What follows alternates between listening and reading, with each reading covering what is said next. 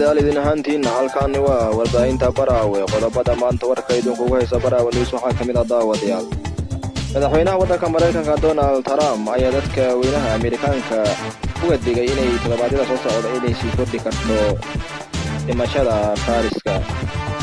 gobolka New York ayaa maanta kale waxaa laga diiwaan geliyay 630 kiis oo dhimashada cudurka COVID-19 ee adduunka faraha badan ku haya. gudoomiyaha gobolka Banaadir ahna duqa magaalada Muqdisho Umar Maxamuud Umar Finish ayaa isaguna dhagax dhigay kasoojeedkii daljirka Dahsoon ee magaalada Muqdisho xaruntii hore ee baarlamaanka. wararka caalamka gudaha daawada intaas iyo kale ayaan kugu haynaa ku soo dhawaada warkayna oo faahfaahsan.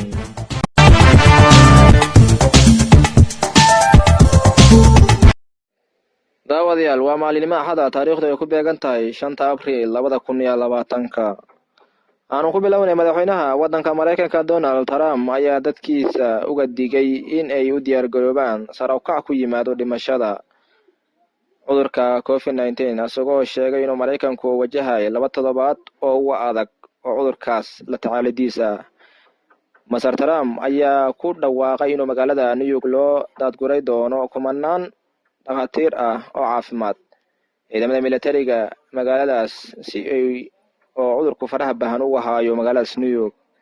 asigoo ka hadlay aqalka cad oo looga arrimayo waddankaas Mareykanka ayuu Mr. Trump wuxuu sidoo kale sheegay inuu xukuumaddiisu ay amartay in la sameeyo 180 milyan oo waxyaabaha afka lagu xirtaa. gobolka New York ayaa waxaa la diiwaan geliyay 630 kiis oo dhimashada taasoo tirada guud ahaan ka dhigayso 3565 qof. duqa magaaladaas New York Mr. Konoka ayaa sheegay inuu tirada ay sare u kici karto 2 toddobaad oo soo socda. Mr. Konoka ayaa sheegay in gobolka uu la badbaadiyo oo wado laakiin uu cudurku sii bahayo. qalabyada neefaha dadka neefsakan lagu xiriyo waxyaabahaas ay uga baahan yihiin dawladda dhexe ee waddanka Mareykanka.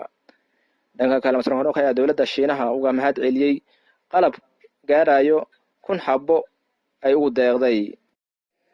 gudaha waddanka Mareykanka ayaa waxaa la xaqiijiyay 300 oo kun oo kiis oo fayraska corona halka dhimashadu ay kor u sii dhaafayso 8,000 oo qof. Talyaaniga iyo Spain ayaa la soo tabinayaa dhimashada ugu badneed ee la xiriirta xanuunka COVID-19. hase yeeshee labada dal ayaa hadda u dambeyn muujinaya rajo. ra'iisul wasaaraha waddankaas Spain Pedro Sanchez ayaa isaguna hogaamiyaasha mucaaradka u ka codsaday inay taageeraan qorshaha bandowga lagu soo rogay 2 toddobaad oo horta leh gudaha waddankaas.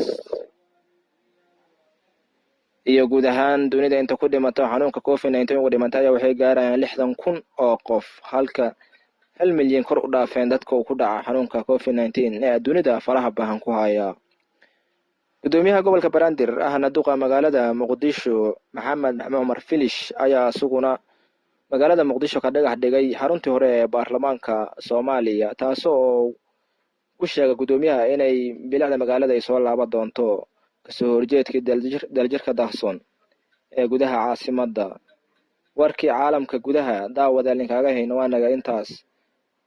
dhinaca farsamada waxaa noo fadhiya Engineer Saki anigoo Cabdiraxmaan warka ayaan idin la socodsiinayay. faafintu warka waa xaqiina daawadayaal.